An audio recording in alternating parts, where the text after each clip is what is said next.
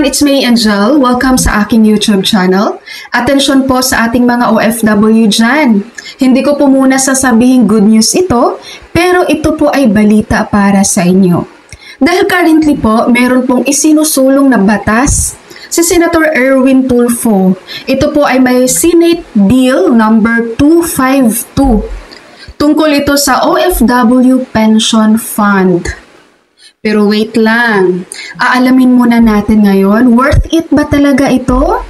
Maganda ba talaga itong panukalang batas na pension fund para sa ating mga OFW?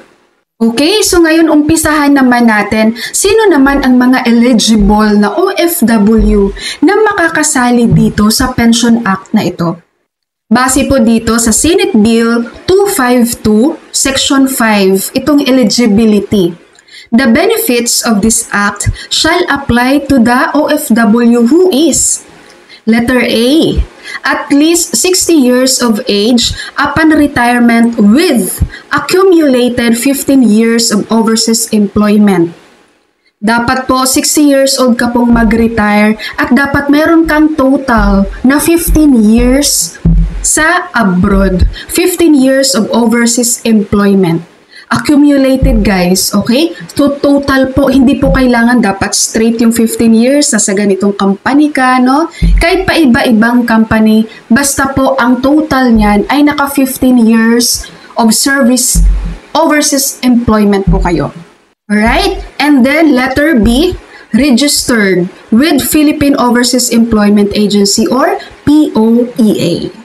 And additional po, provided that the pension under this act shall be separate and distinct from pension of OFWs covered by Social Security System or SSS or the Government Service Insurance System or GSIS. So itong pension act na to, separate po ito ha, hiwalay po ito sa SSS or GSIS. Guys, sa ating mga OFW dyan, ito hindi nyo alam to. Pero para din po itong SSS or GSIS ha. Ang ibig ko pong sabihin, dapat meron ka pong contributions dito. Hindi ka magkakapensyon dito kung wala kang contributions. Katulad lang din ng SSS at GSIS guys, para ka magkapensyon. Dami kasing OFW dito, akala nila ito ay libre. No, akala nila matik pag matupad mo yung 60 years old na nag-retire ka with 15 years as overseas employment, akala nila may pension ka agad-agad. No po. Hindi po ito libre guys. Kailangan mo ring mag-contribute dito. Okay? Ipapanood ko po sa inyo guys itong video interview ni Karen Davila with Senator Erwin Tulfo. Panoorin nyo. Pension system for OFWs, right? Ama kayo doon. Kasi OFW yan ng 10 taon, 20 taon, totoo yan. That you said would be separate from the SSS. So yung OFWs may sarili siyang pension fund. Maglalagay ang gobyerno, magko-contribute ka rin. Depende sa SSS din. Yeah, actually. Okay, malinaw po ang sinabi ni Senator Erwin Tulfo. So again, magko-contribute din kayo dito guys. Wala pong libre sa Pilipinas. Nasa Pilipinas tayo darling, okay? Alright, so next naman yung mga katanungan nyo guys. Magkano naman itong pension para sa OFW? According po dito sa Senate Bill number 252, Section 6. Ayan. OFW pension.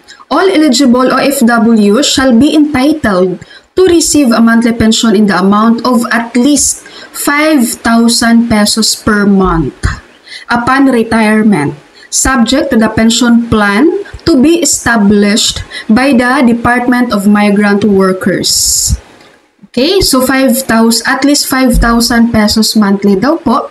And subject for the pension plan pa ito guys na gagawin ng Department of Migrant Workers. Tandaan niyo po OFWs ha, itong panukalang batas na ito ay kailangan pa po itong lagyan ng pundo ng gobyerno natin. For me lang guys ha, sa opinion ko lang, of course iba-iba naman tayo ng opinion.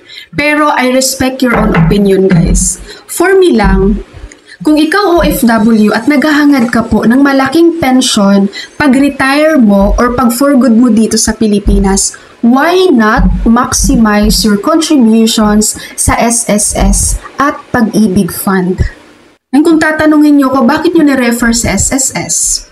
Si SSS kasi batas na yan, guys. Malugi man yan, manakaw man ang pera dyan, wag naman, no? Pero they are required, obligado pa rin ang mga yan, guys, na ibigay nila ang benefits ng kanilang mga members and pensioners kahit anong mangyari.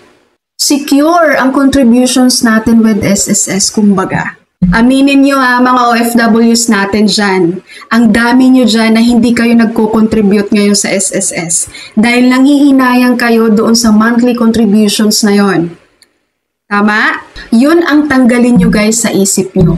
Kung gusto nyo na pag mag-retire kayo, meron kayong monthly pension, then mag-contribute po kayo sa SSS. Kung kaya nyo ng malaking contributions monthly sa SSS, then yun po ang gawin nyo. No, para secure po ang inyong pagtanda, ang inyong pag-retire. Ngayon, bukod dyan sa SSS, mag-contribute din po kayo sa Pag-ibig. Para pag-retire nyo, hindi lang kayo sa SSS may pera, pati rin sa Pag-ibig.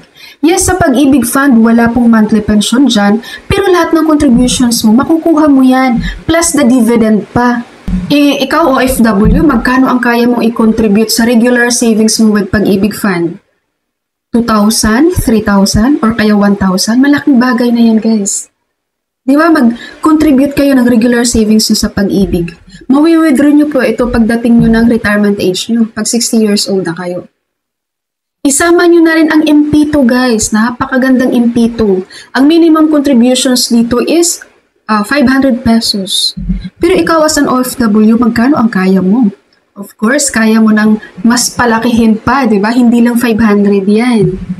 Dalawang Pag-ibig ka, regular savings, tsaka MP2. Si MP2, mawi-withdraw mo to guys, magmamature siya ng 5 years. After 5 years, pwede mo na yung i-withdraw.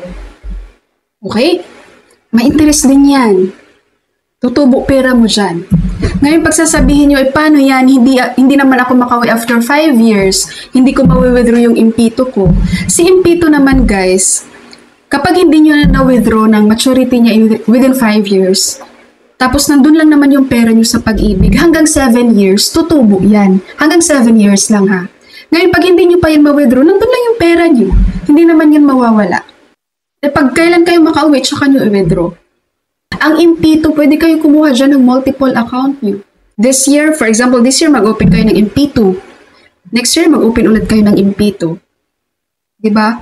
Opinion ko lang yon, okay? Pero para sa ating mga OFW dyan, kung gusto nyo rin namang mag-avail itong Pension Act na isinusulong ngayon na Sir Erwin Tulfo, guys, go ahead, no? Pero wag nyo rin kalimutang mag-contribute din kayo sa SSS para maliban doon sa Pension Act, the OFW pension, meron din po kayong pension na makukuha din sa SSS.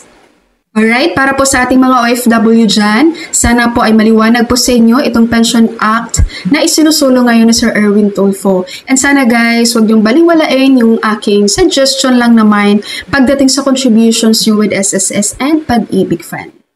Okay, so that's all for my video for today. Thank you so much for watching everyone. God bless you all.